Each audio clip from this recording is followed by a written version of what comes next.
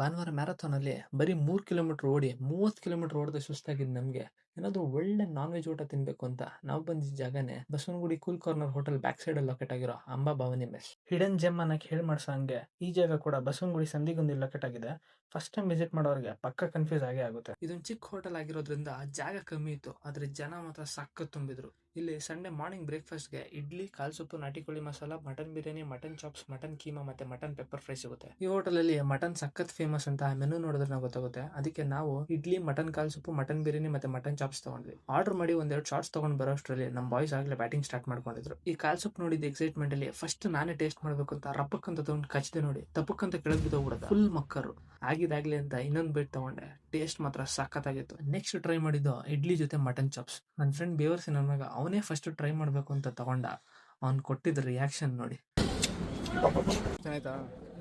Next ನಾನು taste ಮಾಡಿದೆ. Taste ಹೆಂಗಿತ್ತು ಅಂದ್ರೆ ಈ ಹೋಟೆಲಲ್ಲಿ mutton biryani must try. Piece ಅಂತೂ ಹೆಂಗ್ ಬೆಂದಿತ್ತು ಅಂದ್ರೆ ಕಿತ್ತಿದ್ರೆ ಎಲ್ಲ ಪುಡಿ ಪುಡಿ ಆಗೋದು, ಅಷ್ಟು ಸಾಫ್ಟ್ ಆಗಿತ್ತು ಮಟನ್. ರೈಸ್ ಜೊತೆ ಪೀಸ್ ತಗೊಂಡು ಬಾಯಲ್ಲಿ ಇಡ್ತಿದ್ರೆ ಮತ್ತೆ ಇಲ್ಲಿ ಕೆಲಸ ಮಾಡೋರು ಆಲ್ಮೋಸ್ಟ್ ಎಲ್ಲ ಲೇಡೀಸ್ ಆಗಿದ್ರು. ಇದು ಲೇಡೀಸ್ ಎಂಪವರ್ಡ್ ಹೋಟೆಲ್ ಆಗಿರೋದ್ರಿಂದ ಊಟ ಕೂಡ ಅಮ್ಮ ಮಾಡಿದಷ್ಟೇ ರುಚಿಯಾಗಿತ್ತು. ನೆಕ್ಸ್ಟ್ ಟೈಮ್ ನೀವೇನಾದ್ರೂ ಬಸವನಗುಡಿ ಕಡೆ ಬಂದ್ರೆ ಅಂಬಾ ಭವಾನಿ ಮೆಸ್ ಅಲ್ಲಿ ಟೇಸ್ಟ್ ಮಾಡಿ ನೋಡಿ. ಹಂಗೆ ನಮ್ಮ ಪೇಜ್ ಫಾಲೋ ಮಾಡೋದು ಮಾತ್ರ ಮರಿಬೇಡಿ. ಮುಂದಿನ ವಿಡಿಯೋ ಸಿಗೋಣ. ಬಾಯ್.